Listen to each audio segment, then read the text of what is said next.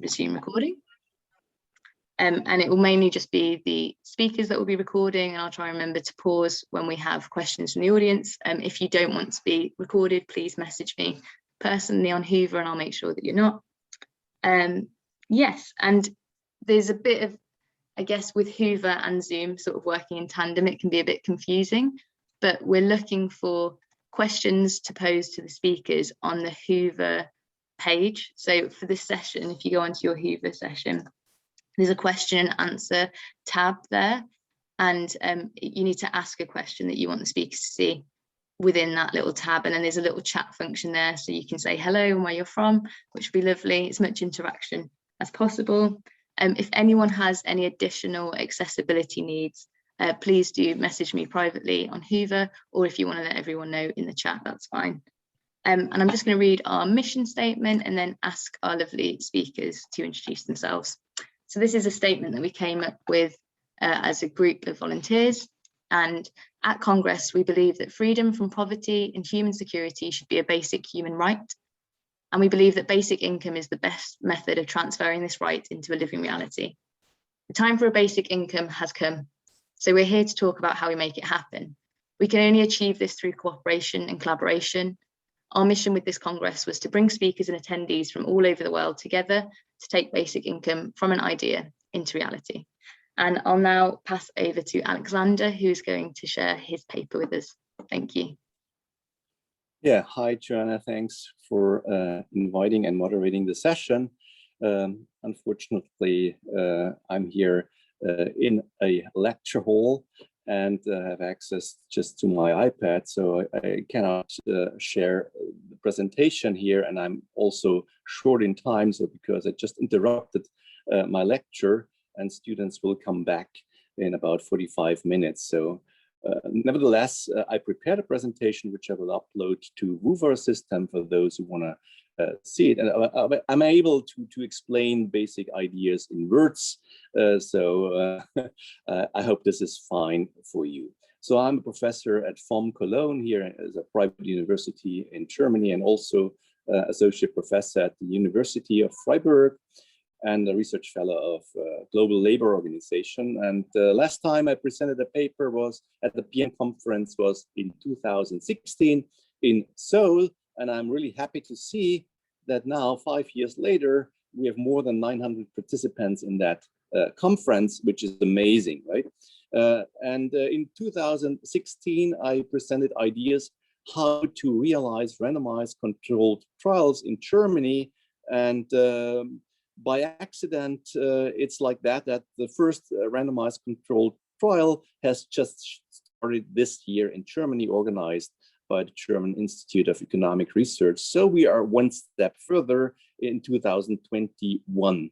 And now let's look into the future, and I will come up with a proposal that is feasible and is a partial UBI for Germany. And I will go through that in a second. First of all, the basic income as a safety net in Germany has come under pressure in the pandemic, and therefore there's also a window of opportunity to change it, to improve it towards a partial UBI in the following years. So I'm quite familiar with basic income system because I already wrote my dissertation in the 80s on this, my habilitation in the 90s on negative income tax, and I proposed the so-called targeted negative income tax in 1995, which was tested by randomized controlled trials, by the way, the first ones in Germany, and then rolled out after successful evaluation nationwide in 2015, 55 as a part of the Hartz reforms, right? So I'm quite familiar with the institutions and the policymakers here in Germany, just for my background. First, I want to highlight that the Hartz reforms were successful in Germany. People sometimes don't want to hear that, but they were successful in the sense that we realized that less people are now unemployed. So before the crisis, we had minus 2 million unemployed. We had 5 million more employed, and we have 2 million more mini jobs and 500,000 more temporary agency workers, and a stable low wage sector, which was about 20% of all employed. So quite overall, the main results of the Hartz reforms, in my view, are positive. And Hartz IV, the basic income in Germany, is means tested. It's tax financed basic income. There is an obligation to work. There are sanctions in case of non-compliance, and there's a lot of pressure to take off low-paid jobs, that stick approach. And on the other hand, there are some carrots, like the one I proposed and that are reality in Germany, targeted negative income tax, right? So overall, this is successful. Nevertheless, there are a lot of disadvantages, right? And these disadvantages are meanwhile in the center of the discussion, right?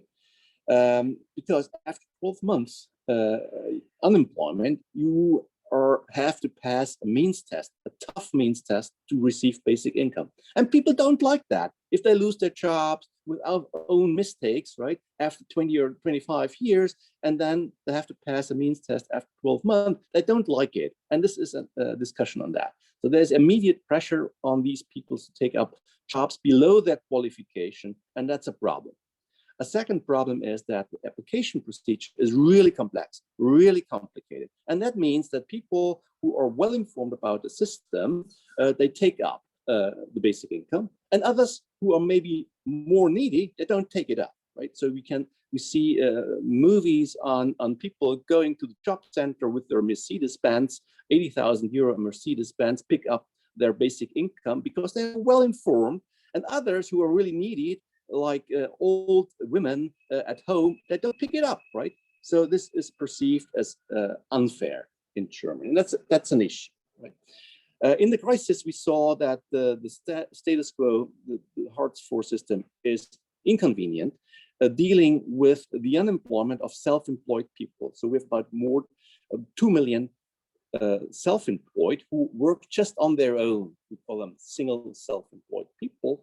They have no own employees. And if they lose their jobs, like artists, for example, right? They lose their jobs, and it was true in the pandemic, they have to apply, they have to pass a means that they have to immediately apply for basic income, and then they are under pressure to pick up jobs. And also there were some exceptions during the pandemic. That's a problem, right?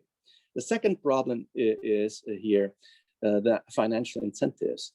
The financial incentives at the moment are like that. It is economically rational for people just to pick up 200 euro jobs, not more, because the rest, due to a high benefit reduction rate, is just cut down almost to zero. So this is a system that is not sustainable. That's what we learned. And now in 2021, as you know, we will have a federal election next month. It's interesting to see what the political parties think about the UBI, which is really different to what we have seen 4 years ago. Look at the Conservative Party. They only propose minor changes, say, well, it's a successful system, that's okay. Well, we have a little bit too much red tape, but we could do that a little bit more easier.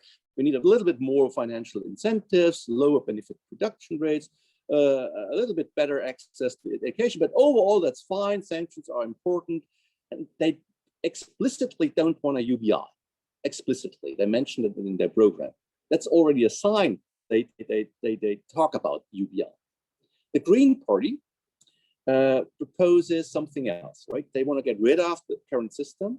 They want to have higher levels, no sanctions, and a basic income for children, and an employment insurance rather than an unemployment insurance. And the legal climb for further training, but they do not promote a UBI. They just want to have a new system which is closer to a UBI, but still there is a means test, right?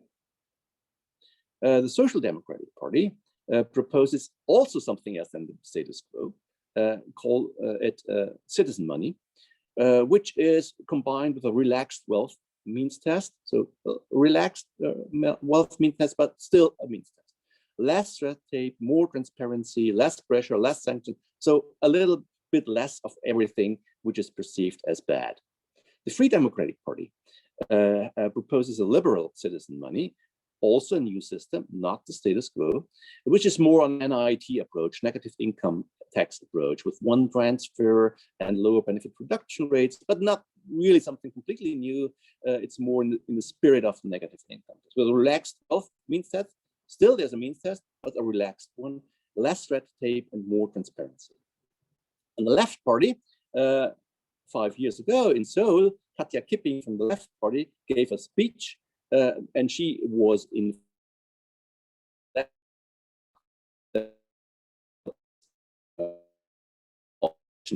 party. So the left high level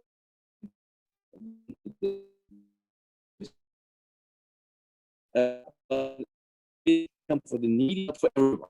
They're not in favor of a UBI, but they want to have a higher level with no sanctions. Alex, sorry, I think your internet has become unstable, so we're not really able to hear you as you cut in and out and your video is pausing. I think he's completely frozen now. I think we might need to move on just for the sake of time, but come back once, once Alexander is able to rejoin.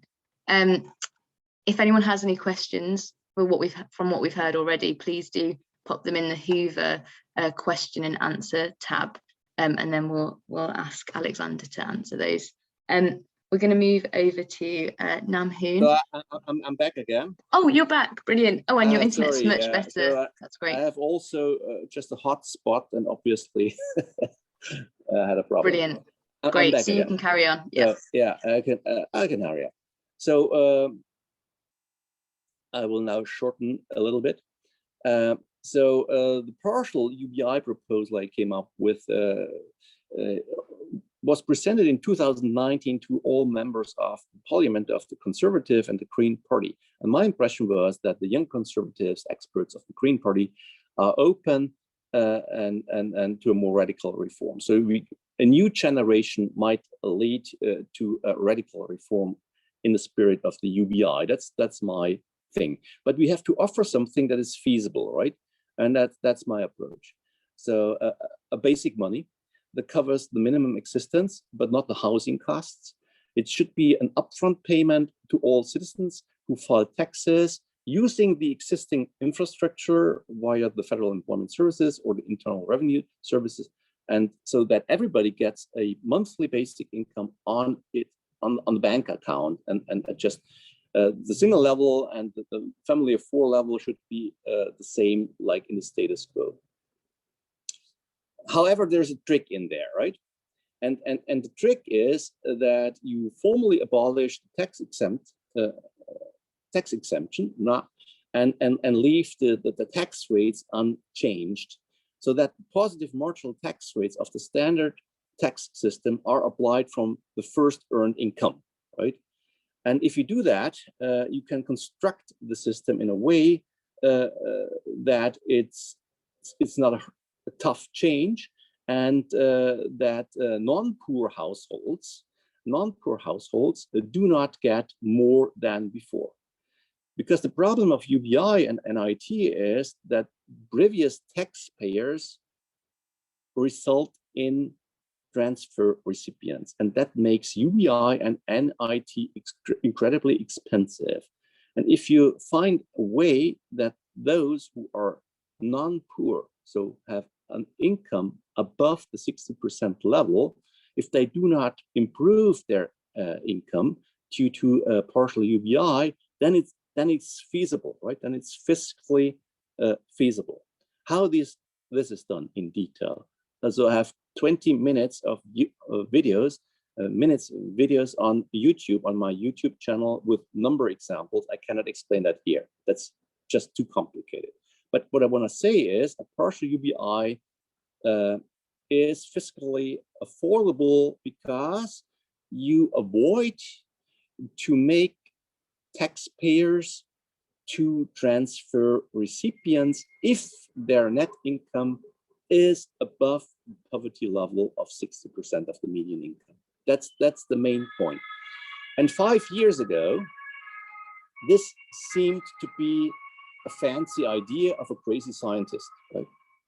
But last year, the government, during the crisis, did exactly that just for families. So exactly that idea was realized in 2020 and 2021. So each family, without applying for anything, got a bonus called the family bonus automatically on the bank account. And that was technically feasible. It was perceived by voters that the state does something for them, right? And it was affordable for the state because the richer households had to pay higher taxes in the future so that their net income, in fact, hasn't changed. So this was a trick, and the trick proposed 5 years ago was now set into practice with the family bonus. So we now have a real experience how this could be done. And that changes the discussion completely. Also, we have now a time period where no sanctions were applied. Also, now we have a time period where no means tests were applied. So we are now in 2021 in a completely different situation than before the pandemic, right? Having said that, to just to shorten the presentation, so now there is a window of opportunity open for a partial UBI because a lot of obstacles could be removed during the pandemic. And however, just the basic money is not enough, right? That's not enough. Just a partial UBI is not enough. We need more. And we need two things more. The first thing is we need an education money on top of the basic income money because education is crucial. So 10% on the basic income to allow people to reskill, to allow people to upskill with their own budget. And if they have their own budget, right, then they can demand services and then these services will be provided because there is demand. That's economics. That's economics, right? So the education money is, in my view, crucial. And technically spoken, that's good for labor supply in the long run, right? And we need a third one. And then I would come to the end. Then I need a third one. We need tax credits. Not only basic money, not only education money. We also need financial incentives for people to pick up full-time jobs, right? There are plenty of full-time jobs available. To pick them up is necessary. And then you can construct an algorithm so that you get automatically paid a tax credit that allows you with your income to pass the poverty level. So those who work full-time, in any case, because you get automatically affected past the poverty line, so we can abolish poverty for those who work full-time, which is not yet reality in Germany.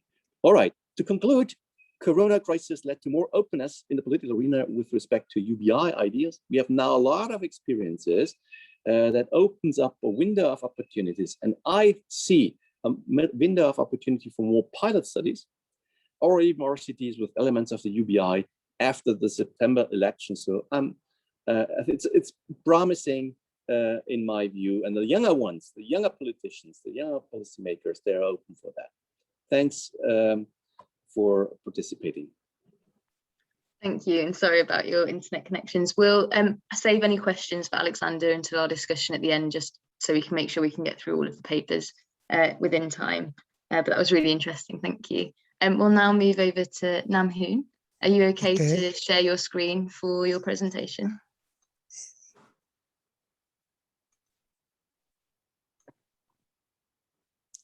Can you see my presentation? Yeah. Yeah.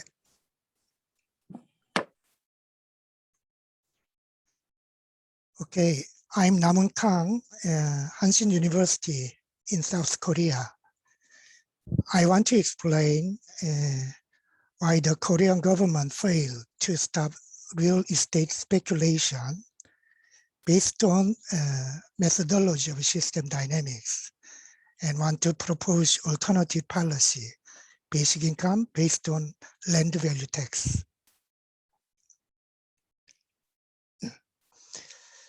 The rise in real estate price is a global phenomenon, but Korea is the worst among them. In this paper, you will be able to see how serious real estate speculation is in Korea. Gyeonggi Province Governor Lee Jae-myung, the current presidential candidate with the highest approval rating in Korea, has pledged to pay a basic income based on landholding tax if he comes to power. He is the first presidential candidate in the history of Korean democracy to pledge a massive tax increase. The reason his approval rating is leading, despite of the landholding tax, is the fact that he combined the landholding tax with basic income. Korea's land value as percentage of GDP is more than 500%. This is Korea in 2020, which is highest among, the next is Australia, the third is France. And the Korea's effective rate of landholding tax was 0.17% in 2019. The red line is Korea. In this graph, the highest line is Canada. Compared to the effective tax rate in the US, it is only 1/8 to 1/11.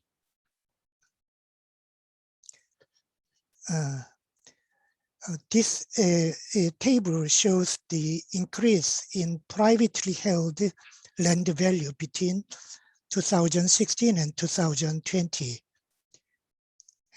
2020, the land value increased by 72 trillion won, which is equivalent to $0.66 trillion, and which is equivalent to 40% of GDP or 85% of employee remuneration.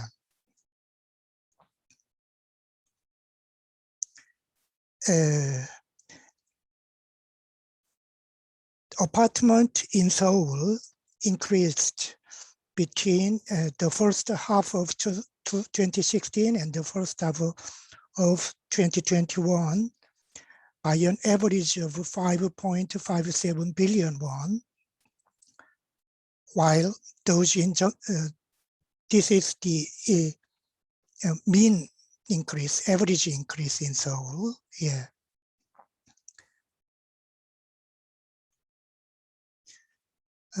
The apartment with the biggest increase in price was Hyundai apartment in Gangnam-gu, Seoul, which rose by 4 billion won. This amount, 4 billion won, is equivalent to $3.4 billion and is equivalent to the 200 years of median labor income.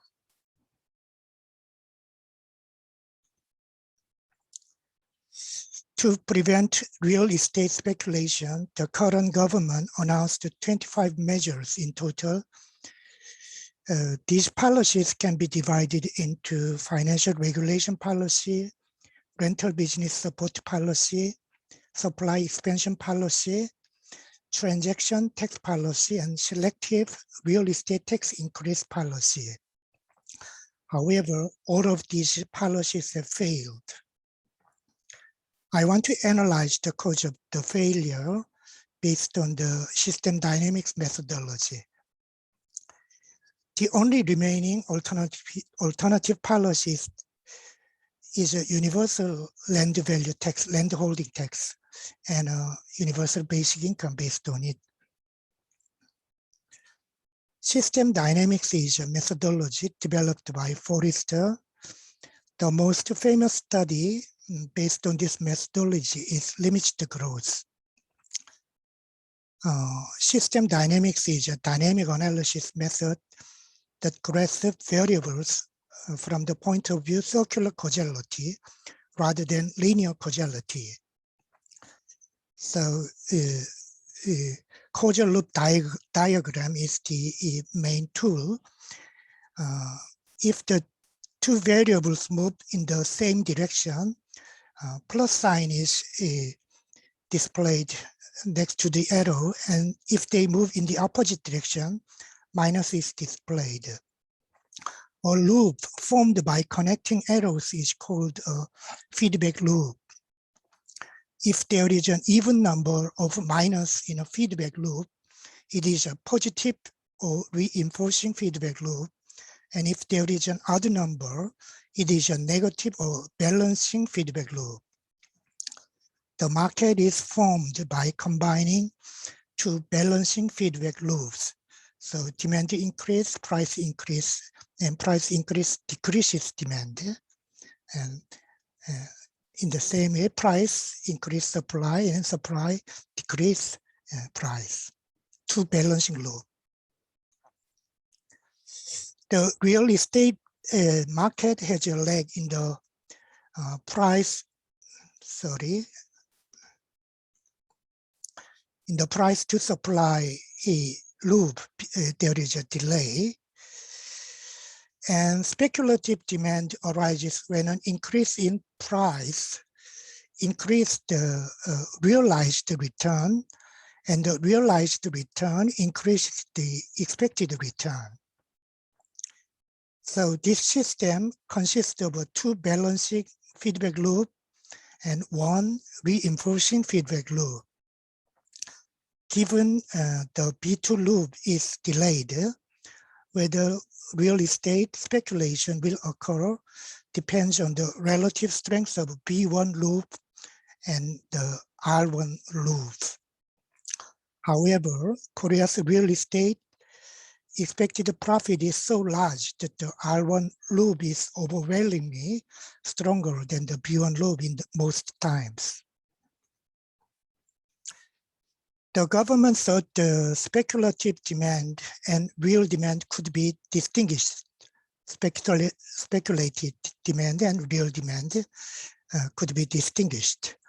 However, if a speculative, so they designated regulated area and they put regulation into the area. But if a speculative area was designated, the speculative demand in that area was regulated, speculation shifted to a non-regulated area. This is called the balloon effect. When there are several paths through which water flows, blocking only some of them cannot stop the flow of water. Policy to stabilize real estate prices by increasing supply through new city construction. This policy, if we increase supply, it will decrease price. But this policy did not fully consider there is a delay in the new city construction path, and there is a strong path of new city construction and speculative demand. So the population increase in the new city and new transportation is implemented. The large land compensation, these all increase the speculative demand. So a policy has both arrows in the opposite direction. The rental business support. The rental business support policy is a policy that provides many preferential treatment, including tax reduction for rental business owners if they lower their rent. As rental business owners bought a lot of houses for the purpose of preferential treatment, speculative demand arose and housing prices soared, resulting in soaring rents. This is a policy that only considers the effect of policy minus rent and does not consider the speculative policy and speculative demand, this path. pinset tax is a policy that tries to pick up speculators and impose a tax on them only. The government defined multi-homeowners as speculators. However, the middle class and single homeowners are also speculating. The reason why the government didn't tax everyone is because it fears political resistance. So landholding tax has many advantages. One is effectiveness. Look at the diagram. There is only one arrow out of the policy, and it acts directly on the whole of one target variable. Landholding tax clearly reduces realized returns. This is effectiveness. And real estate prices fall immediately due to the capitalization effect of landholding tax. The 30 trillion, if we impose 30 trillion won, landholding tax is capitalized into 750 trillion won of debt. If the discount rate is 4%, every year they have to pay landholding tax. Therefore, if for 30 trillion won landholding tax is imposed, the real estate price will fall by 750 trillion won immediately. And efficiency, it is very difficult to avoid and pass along the landholding tax because the supply is fixed. But landholding tax has a disadvantage. It increases political resistance and it decreases the chance of being elected who promised the landholding tax. So there is a balancing loop, negative feedback loop. This is a disadvantage.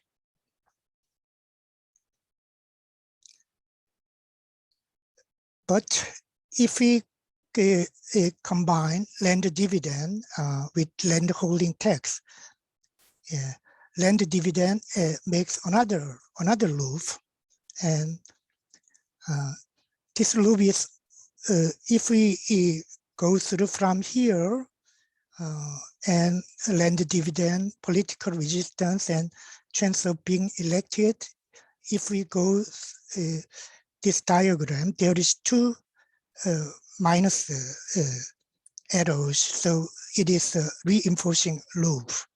So land dividend creates a reinforcing loop that weakens political resistance. The land dividend increased the likelihood of politicians being elected who support the landholding tax, and so the landholding tax can be maintained at a higher level. In this micro simulation, if 0.5% landholding tax is imposed, 30 trillion won in tax revenue will be generated, and a land dividend of 600,000 won per person can be paid annually. So this is a net benefit, net burden. So minus sign means net benefit and plus sign means net burden. About 84% of households will become net beneficiary. If a progressive tax, this is a case of proportional tax. If a progressive tax is designed, about 90% of households will be net beneficiary. Owners of expensive houses in Gangnam, Seoul earned between 1 billion and 4 billion won over the past 4 years. This has resulted in extreme wealth and income inequality. Large unearned income lowers the incentive for individuals and business to innovate. The cause of real estate speculation is that real estate returns are excessively high compared to other assets. To reduce real estate speculation, real estate returns must be lowered. An effective way to lower the return is the universal landholding tax. But the landholding tax has political resistance. Therefore, it is necessary to combine the landholding tax with the land dividend. That way, more than 80% of households will become net beneficiary. In this way, rent-seeking society can be overcome. Thank you. Thank you so much. Yes, you're perfect. And we'll move over to Sylvan and Michael. If you want to share your paper, then we'll just do questions at the end. Thank you.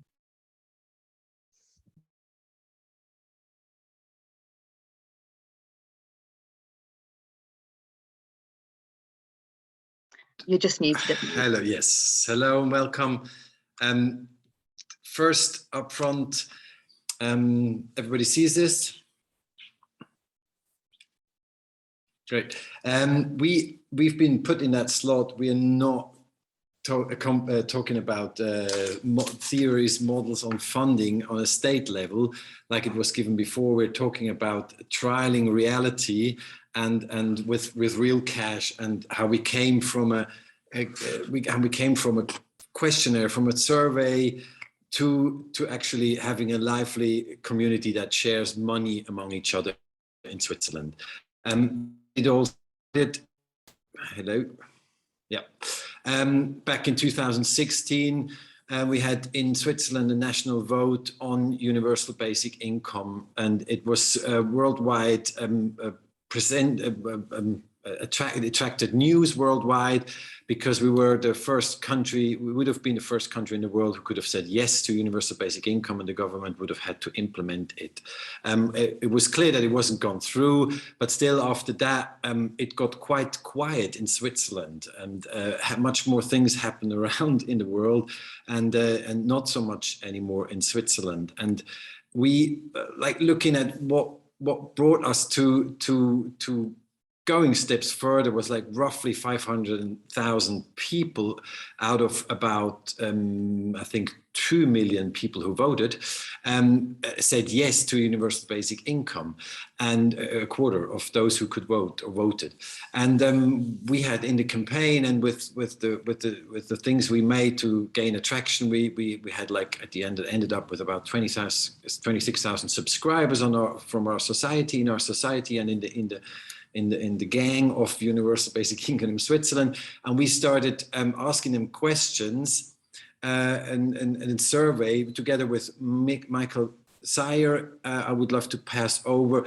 And we did that survey on roughly 3,000 people. And it was the start of our journey, which ended up on being an actual product or an actual community right now. So please, up to you. Yeah, hello, thank you. Just to say a word about me, I'm working at a movement that is fighting against poverty, and this work that we are talking here about was part of my master's thesis in social work that I was doing together with the Verein Grundeinkommen. So I'm gonna say a little bit something about this actual research, this survey we did together. And we call it the UBI and the good life. And we want to find out to what extent UBI can actually contribute to the realization of a good life from the point of view of the members of this community. So we asked some sub-questions, which were, who are we actually? Who are these members of the community?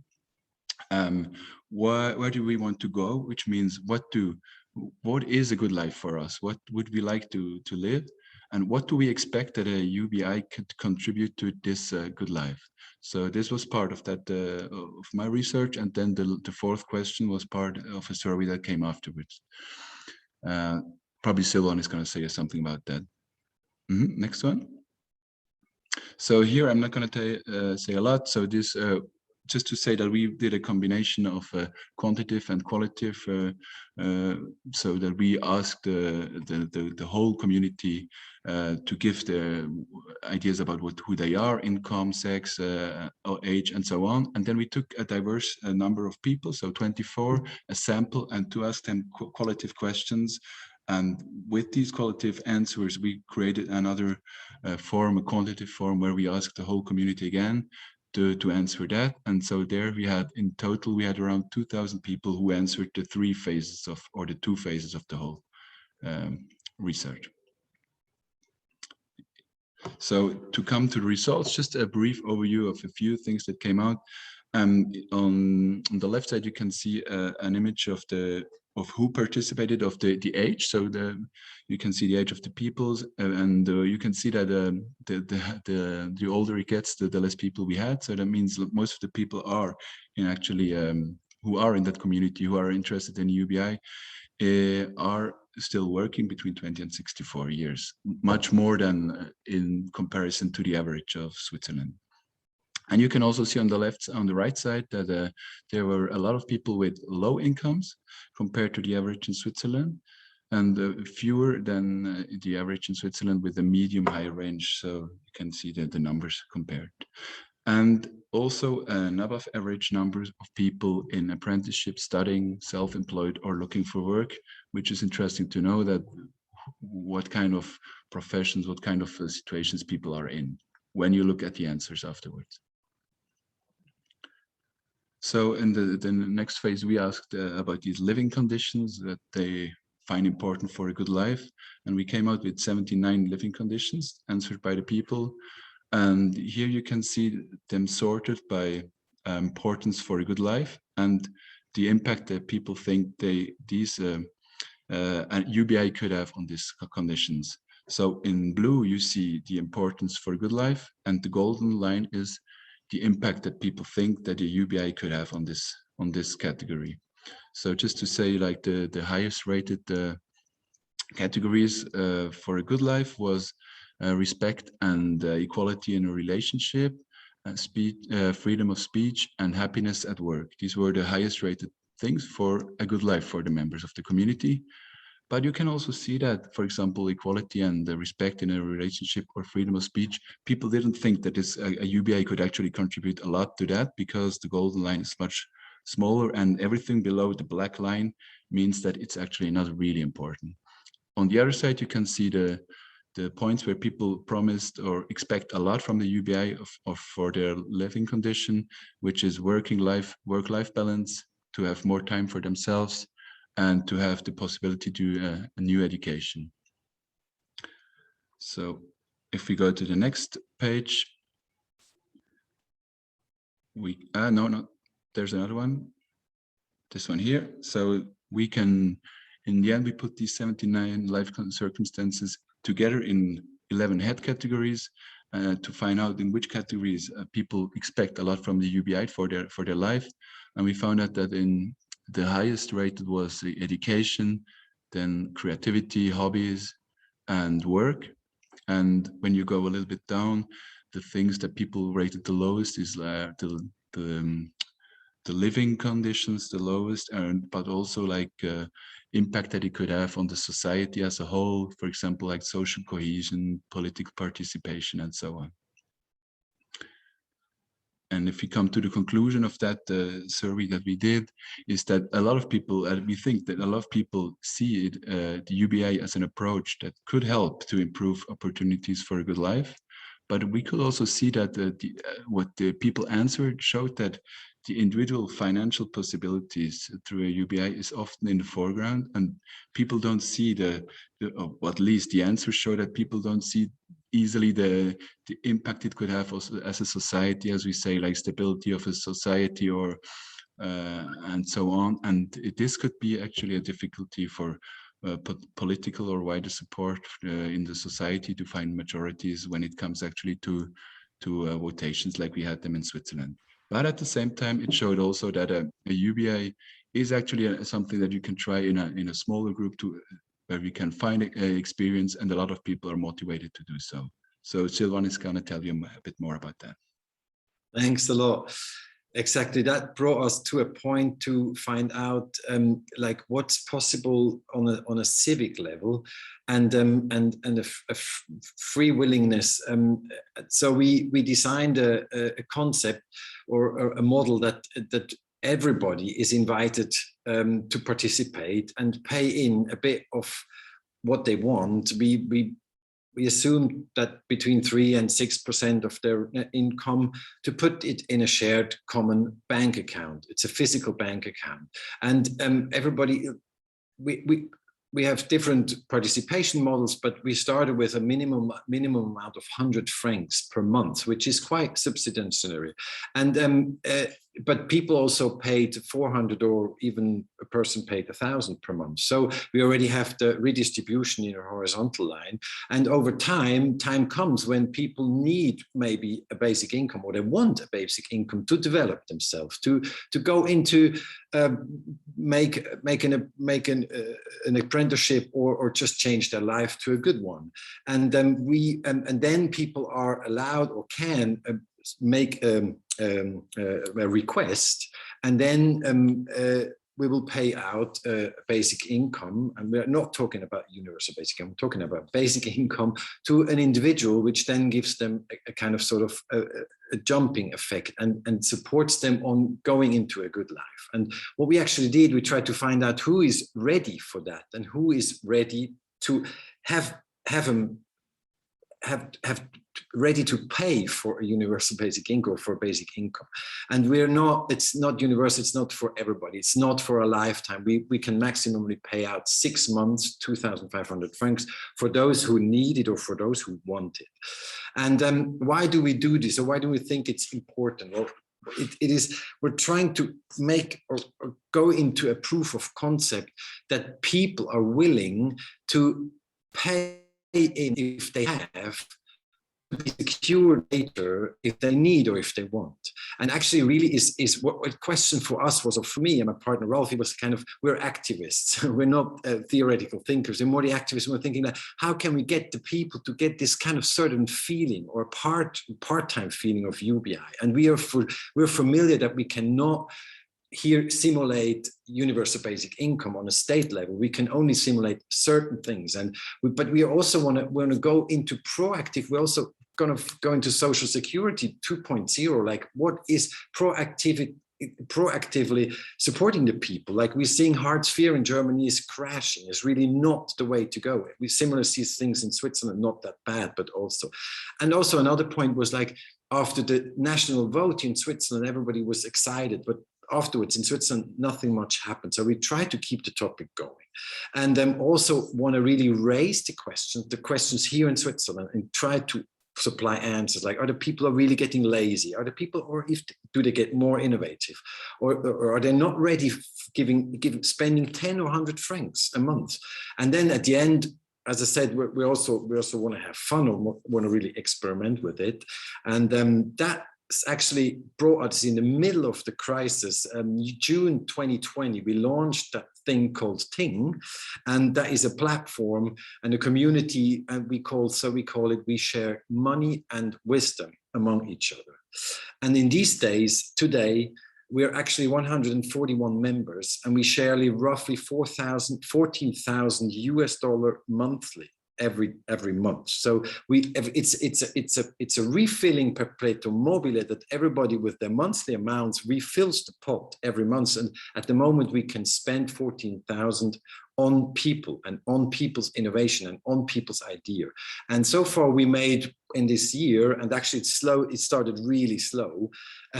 we managed to pay out 38 months of basic income so far to the people, and right now we have 9 people in getting UBI, and next month, for instance, they're already 12. So why is this? So what are we seeing right now with already a small community and a small amount of money is that the people apply for this. I mean, the people who want to get universal basic income back out of the shared bank account, which they're part of, is that they need to make an assignment, and that needs to be in intrinsic motivation. So it needs to be has to be their idea. It should bring them further on in their life, and it also needs added value for the society. So we really do not want to support people buying a new motorbike, but like going into a better life, a good life, like we asked for. So what we see now is already people are starting startups, making themselves self-employed. 2 people are finishing up their education or making kind of the step between their education and their self-employment. We also have someone who starts to train her business. People slow down, experimenting with things in life, how they want to go, which way they want to go. And we see much more people going into more meaningfulness work, They also go,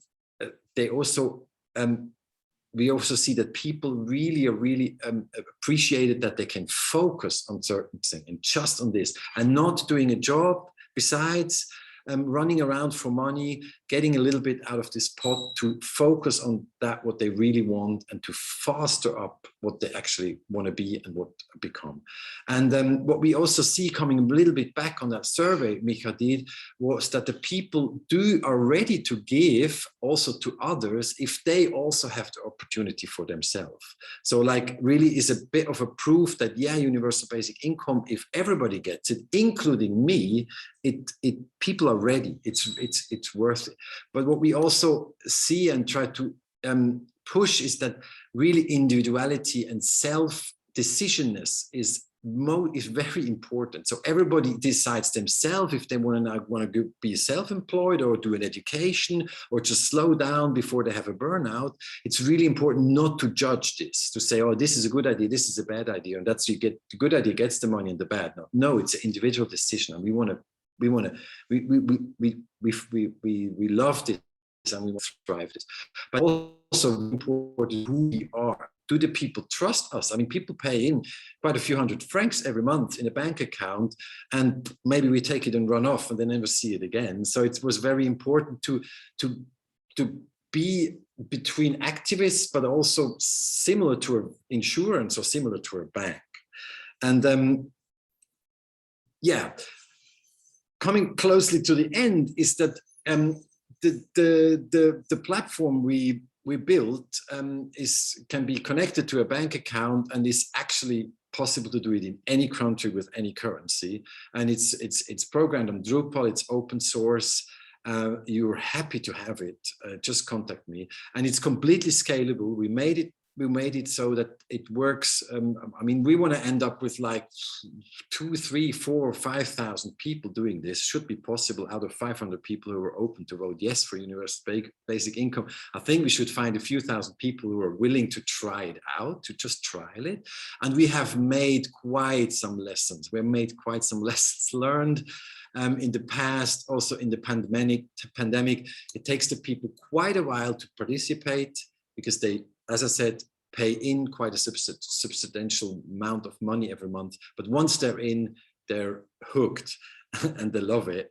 And it was quite a bit different, I understand, in the presentations before, but we were put in this slot, and we're not playing around with universal basic income, but we're trialing to how is it possible to get into it, earn a bit of the feeling that we believe universal basic income can give to the people, and just experiment with money, which is actually hardly ever someone doing except insurances, banks, or governments.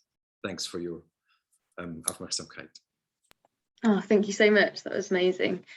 We've got 20 minutes now to sort of have a discussion, but I think we'll sort of do it so Alexander has a question, Namhoon has a question, Michael and Sylvan has a question, and then we'll see how many we can get through on that cycle. Try and keep it fair as possible. We've got a question from Troy to Alexander. Troy, if you're here, do you want to ask your own question?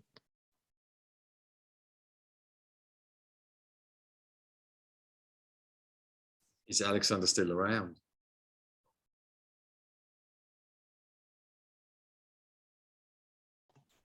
I can ask it if not.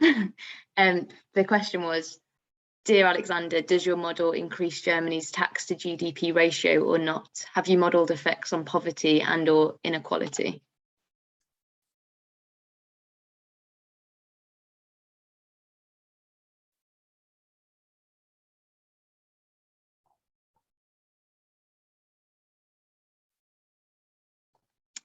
I'm not sure if Alexander is here anymore. So we'll do Nam Hoon's question. And the question was posed by Philip Jackson. Philip, do you want to ask your question?